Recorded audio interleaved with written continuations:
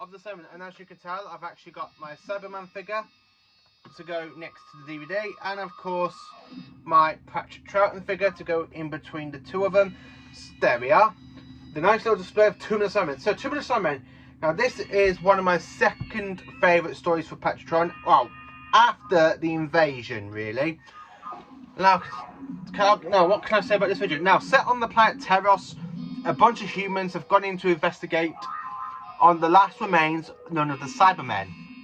Now, of course, the Cybermen aren't really hibernating deep in the tombs of Teros, in the ice, like in the ice vaults of Teros, waiting to be awakened by humans so they can upgrade them.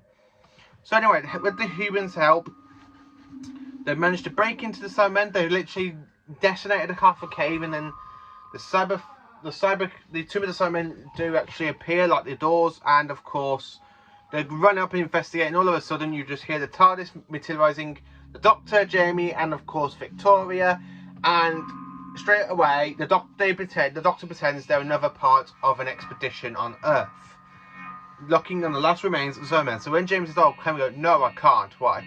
"Not since that nasty name was mentioned." "What name?" "Cybermen." Now, I absolutely love this story, set on the planet Teros. Now, this story means so much to us Doctor Who fans, because not if it's only just a good Cyberman story for Patrick Troughton, it's the very first Doctor Who story to feature the Cyber Controller. Now, the Cyber Controller does actually... This is the very first appearance of the Cyber Controller. Later appearance, he appears in the Attack of the Cybermen. And then, of course, we have a whole new parallel universe version of the Cybermen made by John Lunick. More about that story when I get there, that point, when I get there. But, so anyway, after that, you got Turbo Man, something like that. Literally, he's got strong enough to pick up a whole Cyberman and just throw him. Now, the Cybermen do try and convert Turbo Man. Yeah, he does end up with a bit of a cyber arm at the end of episode 3 into episode 4. I absolutely do love this story. My favourite scene from this story has got to be from, wow, my favourite scene. If you have to ask me what my favourite scene is going to be, well, you can probably guess what my favourite scene is going to be.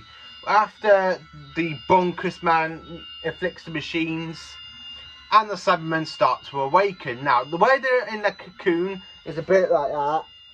And when they're pushed out, and then they let go, and then you just see them coming out, and then you know you're in trouble when you hear that kind of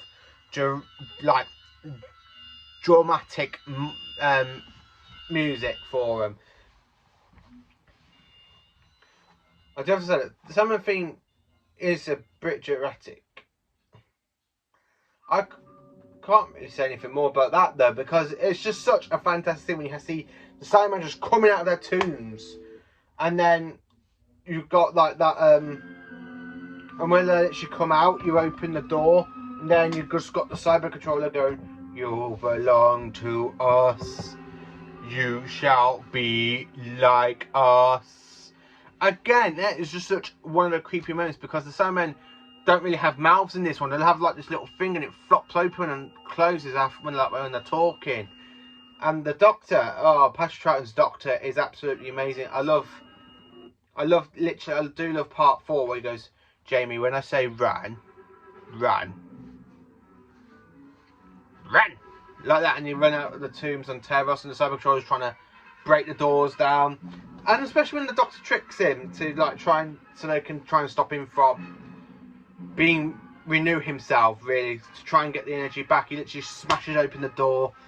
Troughton's Doctor is absolutely amazing for when he fights against the Cybermen.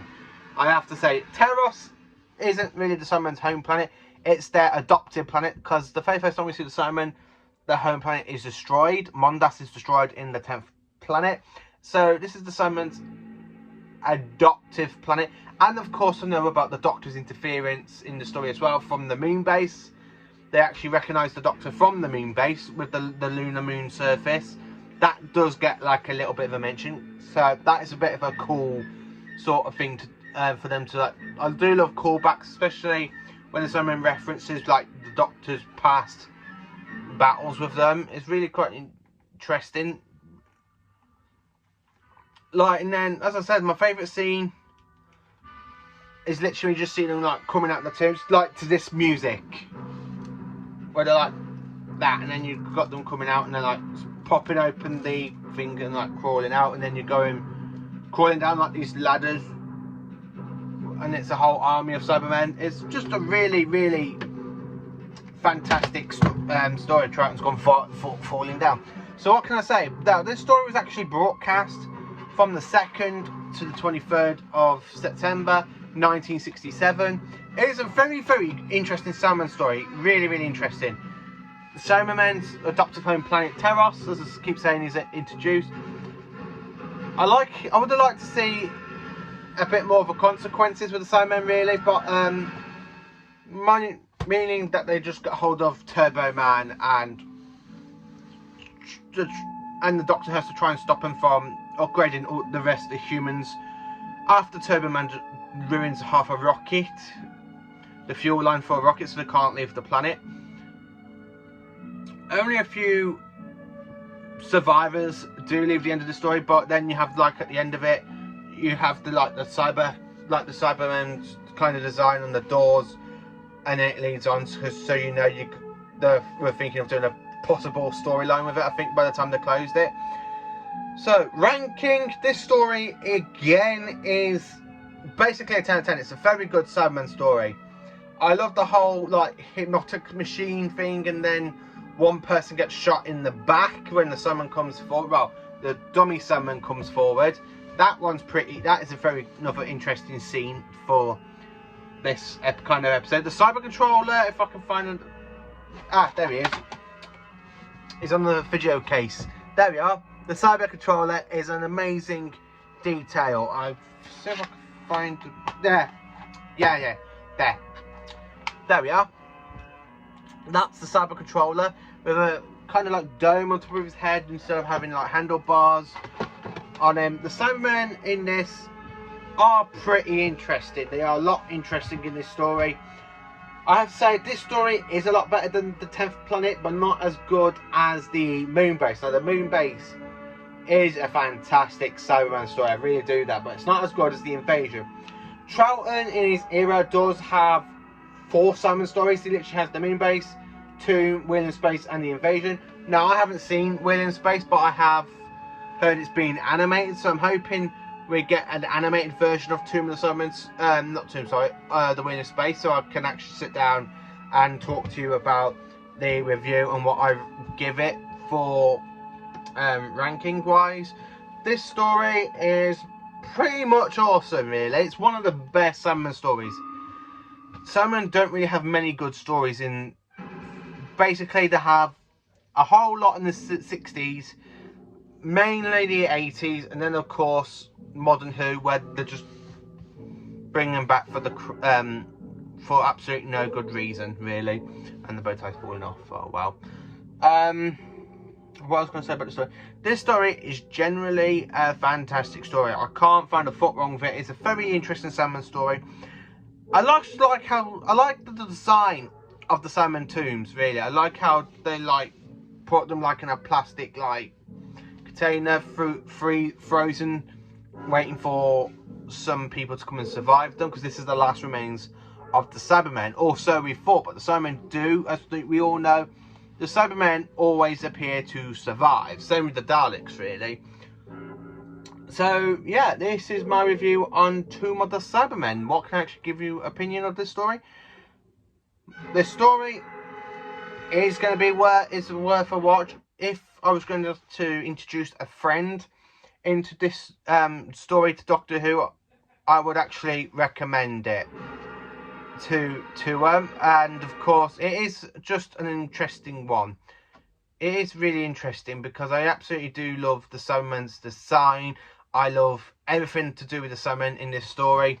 I just can't find anything physical to say bad about it, because it is just so good. And the fact that it's so good, if you remember way back in Doctor Who's 50th anniversary year, they were doing the Doctors Revisited, and they showed an episode of Doctor Who. I believe for Patrick Troughton, it was Tomb of the Cybermen that was re-shown for his era. Well, most of his are really missing. I suppose they could have shown the War Games or the Seas of Death, but really, I understand why they went for Tomb of the Cybermen, because it is just 10 out of 10. It's a fantastic Cyber story. The Cybermen are really brilliantly well done in the story, well done as written wise. It's very better than the 10th Planet, a little bit better, but not as much. I do like a good base on Justice story, like the moon bases, and although you can class this one's a little bit of a moon base, a base on Justice story, specifically when the humans go looking for the Cybermen instead of the Cybermen looking for humans. So yeah, so I'm doing 2 reviews for today. I've done Enemy of the World and of course this story. I am going to be doing one tomorrow, round about tomorrow night, kind of slot really, and then so what would I suggest? Wow, to be honest with you, I'm gonna try and I want to keep the next one as a surprise for you lot, because I absolutely do love making these videos, and I love that people are liking them and subscribing to my channel, because you've just really enjoyed my videos, and I just want to say thank you so much. And stay tuned for the next review, most probably tomorrow after work, if not most probably on Sunday, depends how I'm feeling, if I'm knackered. And I'm not really going to tell you what kind of Doctor I'm going to be talking about, because I want that to be a surprise as well. So yeah, so you see me in my next video either tomorrow or Sunday, and then of course you'll see me on Monday, Easter Monday, for another review. And then of course you will see me again on Tuesday when I do another season review. And now I'm not really going to tell you what season I'm going to be reviewing next week, but well, the 2 seasons I'm reviewing next week, because I want to keep that as a very much good surprise for you. And I want you all to stay tuned in. I really do want to keep you all excited for the next 2 seasons. And of course the next stories I'm going to be reviewing. So of course I've done Logopolis, The Dino-Fish Earth, Enemy of the World, and of course now Tomb of the Cybermen. I have got a load more Doctor Who stories to talk about. I'm gonna try and do these in different Doctor wises, not just so I don't talk about the same Doctor over and over and over again in their adventures. I'm gonna try and do a bit of a mishmash sort of thing. So next one could be either Eccleston or Tennant or McCoy, McGann, Eccleston. I always said Eccleston, sorry, Colin Baker, Peter Davison. You know, it could be any sort of Doctor really, because we just have a load of Doctor Who stories, and I am going to go and review every single one of these stories and what I personally think about the whole story arc for them, because I just absolutely love the classic series a lot more than the modern. Come on, to be fair, classic has a lot more better stories than some of the modern stuff. Eh? Yeah, you know what I'm on about. So anyway, stay tuned for the next video, most probably Sunday, considering that might work tomorrow. So yeah, please carry on liking, subscribing, and please do share my videos. And thank you so much for being fantastic viewers. So I'm going to be off now for the rest of the day, because I'm going to go and watch a Doctor Who, and I'm not going to say which one it is, because that most probably is the one I'm going to be reviewing next. Thank you for watching.